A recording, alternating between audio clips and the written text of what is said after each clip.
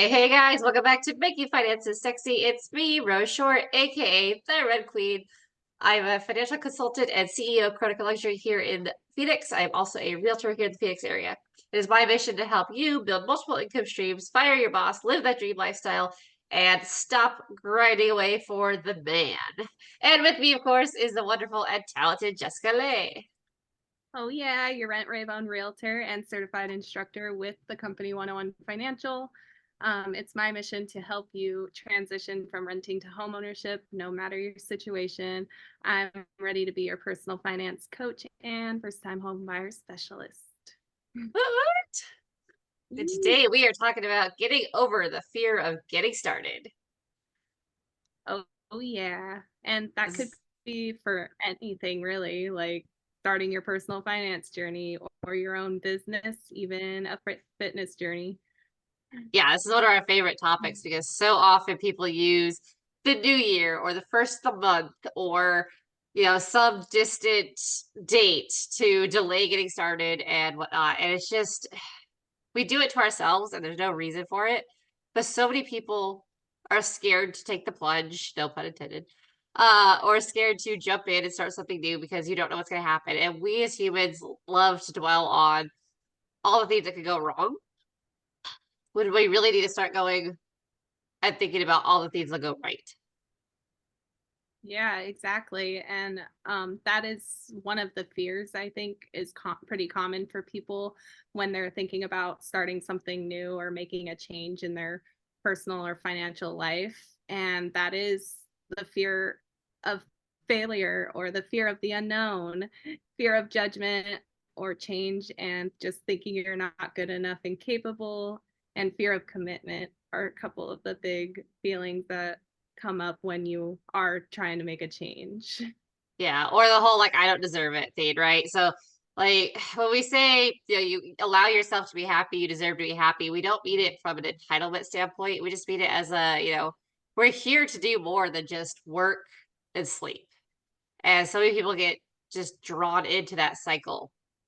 And that's where they start to believe that they don't deserve the time freedom. They don't deserve to make good money. They don't deserve, whatever it may be. And that's why so many entrepreneurs, when they first start to becoming successful, suffer from imposter syndrome because all of a sudden, all of the stuff they thought about happening is coming true. And they're like, but, it's me. Do I really deserve this? Is this really happening? Right.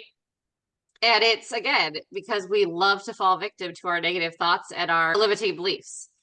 And I think a lot of people just need a very simple mindset shift to really take the plunge.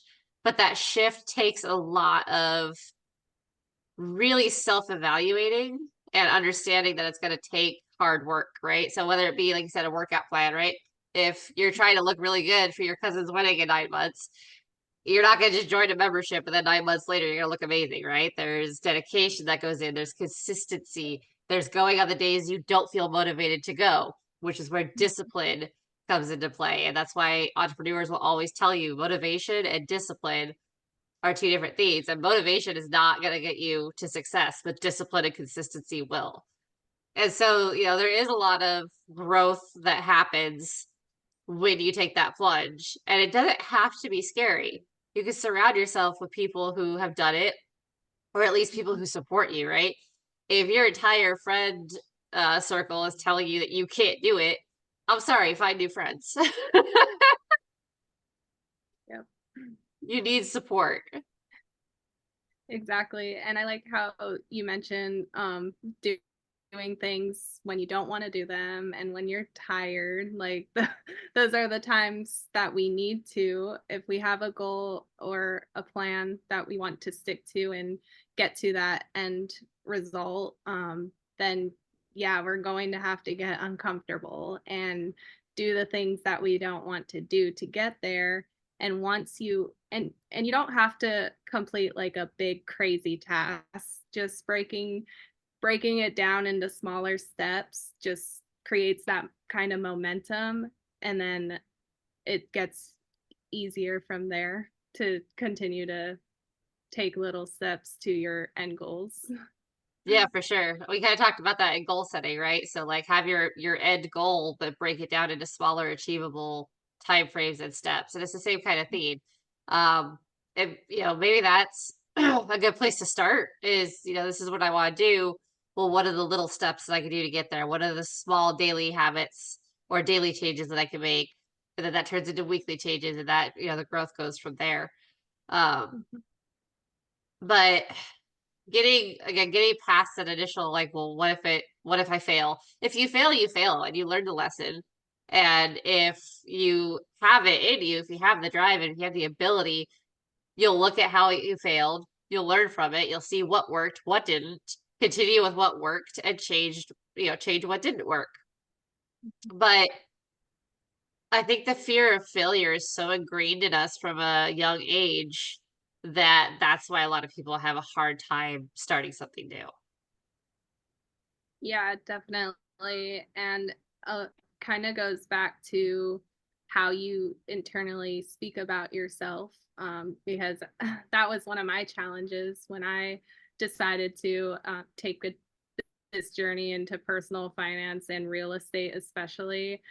I had to do a lot of inner work at first, because I was just in that corporate job making money, kind of letting my boss and customers not walk all over me, but you just have to be good customer service all the time, and it's just draining, especially and then that kind of ingrains in you, like, is this all I'm meant for, or I'm not meant for more, and like just all that negative self-talk can definitely paralyze you basically from moving any type of forward.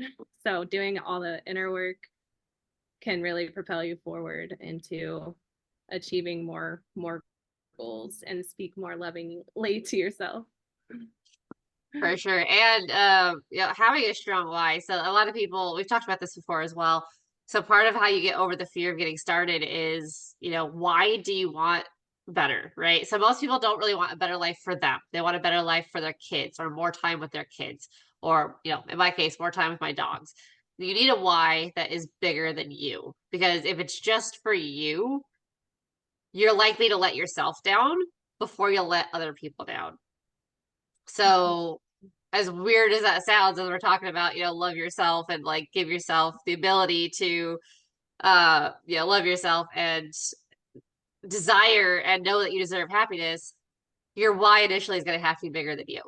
And that's kind of the starting point of figure out what it is that on the days when you're not motivated, what is it Mhm. that's going to get you to continue pushing? Because we all make the same excuses, right? I'm tired. I don't have time. My job takes up too much of my time and I don't want to do it when I get home. Um, but Netflix has this new series that I'm watching. Or, well, I got to catch up on, whatever it is that everyone's binge watching and whatnot. These are all excuses that, again, everybody does. You Mhm. have to have the discipline to cut those excuses out and say, you know what? No, I am tired. I did 12 hours at my job and I need to put in 3 hours tonight for myself because by this time next year, I want to be putting in 12 hours a week for me versus 12 hours a day for a boss. And that's the mind shift that people need is we've been so conditioned to trade our time for money, but we don't see it as time. And it is. That's what you're doing. When you go to your job, you are trading your time and your mental energy for a paycheck, right? That's how we've been taught to live. But there's so much more to that. And there can be a better life than that. And you just have to want it, be aware it's going to take hard work, and just get started. Yeah, and remembering why you like if it is starting a new career, like for example, my mission is to help people move from renting to home ownership, no matter their current financial situation, and I believe everybody is deserving of a more wealthier or financial peace of mind lifestyle, and it is possible for anybody. Same goes for if starting your own business or your personal finance journey. Everyone is capable. Like me and you, like we put in plenty of hours in our days, Oh, but yeah. we always constantly remind ourselves and each other why we're doing all of this. And same goes for like the hardworking moms we know, like they're they're working all day, go home to the kids, feed the kids, kids go to bed, they're hopping on the computer and starting their online businesses. And like there's just so many walks of life that if they are driven enough, they make it happen, and it's possible for all of us to make it happen. Yes. Okay, Hmm. so we talk about why you should get over the fear of getting started, like, but how do you actually do that? So a lot of it comes with, like, as you stated, self-awareness, self-growth, right? You really have to look inside yourself and realize that you do need to make a change. And again, whether it's a fitness need, whether it's a business need, whether it's personal finances, right? If there's something about your current situation that you don't like, it's going to take change to get through that, to get past it, and make whatever it is happen. And so the first step, I think, and you might agree or disagree with this, I'm not sure, um, is just really sitting down and having that, what we would call come to Jesus conversation with yourself. Yeah, Right? definitely. No, that I think is a very valuable step, because if we just start driving after our goals and then we're self beating ourselves up internally while we're hammering away at those goals, that generally won't be sustaining. You'll give up pretty quickly because you're holding your own self back. So we need to get out of our own ways and then go after it. Yep. And then goal setting, budgeting, planning. All of that goes hand in hand, regardless of what it is, right? If you don't have a clear goal in mind, then it's great that you got started, but how are you going to get there? And so I think having that plan for the get go is super important. And rather than jumping in, especially when it comes to like finances or online business, you don't want to jump in then 6 months later and be like, I should really make a budget, I guess. Like you want to have that pretty well situated when you start. Yeah, so specific and achievable. So setting your achievable goals definitely gets you more motivated and builds your confidence level to keep going. Yes, for sure. And then again, the support network. So if you don't have people in your life who support you, what are you doing? Are you okay? But secondly, there's so many different avenues now with social media and the internet that you can take to find those supportive communities, right? There's plenty of Facebook groups out there. There's plenty of TikTok coaches and whatnot out there. There's a support network is there if you look for it. And so Mhm. that's a big one is, don't let we've talked about before how as you level up in life, the people that you love might not level up with you and they might get left behind because that's where they want to be.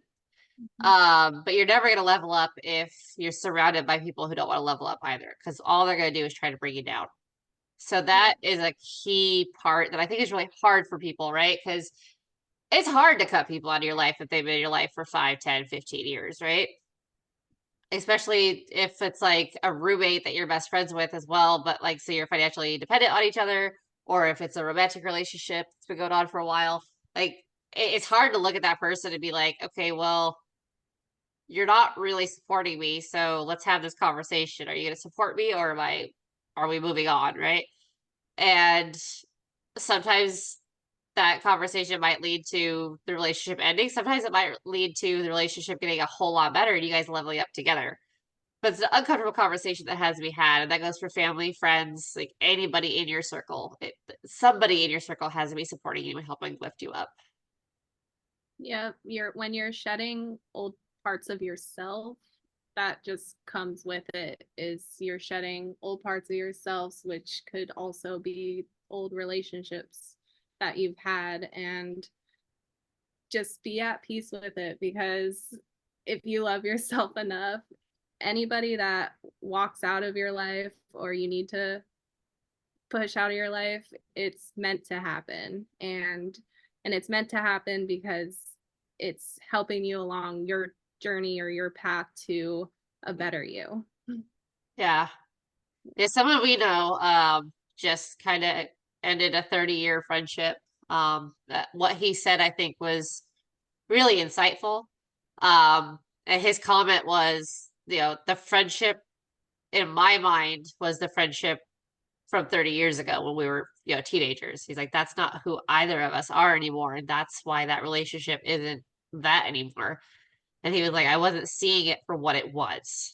And I think we do that a lot is we tell ourselves that it's good enough, or we tell ourselves, it could be worse, or, whatever it might be. And really analyzing and seeing the facts versus the emotion of whatever it might be is necessary for growth. And also being okay with getting uncomfortable as well as failures. That's like another important step in this process of getting started. Yeah, Mm. for sure. And that's especially true of like fitness, right? Like it's uncomfortable to go to the gym if you don't like working out in front of people. It's uncomfortable to lift weights heavier than you've ever lifted before. It's uncomfortable to sweat for some, right? It's uncomfortable to gasp for breath if you're doing really hard cardio. Like that is uncomfortable. But that's how you get the gains. And it's same for your mental resilience, it's same for finances, it's same for business, it's same for all aspects of your life. Like you sometimes have to get uncomfortable. As so many people complain about where they're at and then don't want to do anything about it because, well, but I'm comfortable. But if you were comfortable, you wouldn't be complaining. You're not comfortable. You just don't know how to get to a more comfortable position or how to get started getting to that comfortable position. So again, we convince ourselves of many things while what we're saying and what we're doing are, not counterintuitive, but uh, they don't reflect the same thing. And so really, again, it's where the self-awareness comes in to being like, you know what? Yeah, my bills are paid, but I'm not comfortable where I'm at because I don't have a savings account. How do I get more money? How do I bring in more money? How do I do this? Or, same thing with the workout. Like, hey, I'm okay with where I'm at, but I'd like to be here. Well, I gotta do something about it. Yeah, So yeah, that's a good way to phrase it is, get uncomfortable. definitely. I think about that in business all the time, especially starting your own business, like real estate. It was uncomfortable going door knocking the first time, or social media, recording ourselves for the first time. That was super uncomfortable, but at least we're taking the steps and continuing and repetition and all that good stuff, because it does get easier and then you do start to see results eventually, like, and it makes it all worth it in the end, because now you're miles from where you used to be and you're also blessed with all the stuff that comes from the hard work and being uncomfortable. Yeah. And I was thinking about it today, like, or I said to my friend today, um, I don't think I was meant to make money easily, if that makes sense. Yeah. Like it just feels like I need to work hard and to get what I'm wishing and dreaming for. And that's okay. It's just like some people get that look. Yeah. There are definitely those people. And it's hard when you see those people when you're starting out too, or if you've been doing it for a while and you're not getting the same results. It can be difficult to like see those successes and not get better. Because we see it all the time in the online space. But again, the only person you should be in competition with is who you were yesterday. 100%. So yeah, it's gonna suck. Again, it's gonna be uncomfortable for a while, right? So one of my favorite sayings is entrepreneurs will be uncomfortable for 5 years so that they can be comfortable for the rest of their lives. Now I don't know why 5 years. Maybe that was just that person's journey. Um, but it kind of puts things in perspective, right? Like it does take a while to build something and to build something that's gonna sustain. But once it's built, what's the hard work, the late nights, everything's been put in and done with, and everything's automating and running, and you've got a team that's helping you with everything, suddenly it's a lot easier. And that's when like you get the snowball effect of, you're grinding, grinding, grinding to get that snowball started, and then it just goes and you're just like, whoa. Yep. the last 5 years are worth it, or last 2 years, or last three, or whatever, however long it's been. Yep. So Yep. Because I know people that are still, the normal 9 to 5 grind, and um, they're in that for 30 years or more, and yeah. just not having a whole lot to show for it. And you don't want to, life is short, and a lot of people go to the end of their life and unfortunately just start thinking, dang, I wish I invested in that one thing when I had the chance, or I wish I bought that house that was for sale on that one street because now it was 300K, now it's worth $2 million.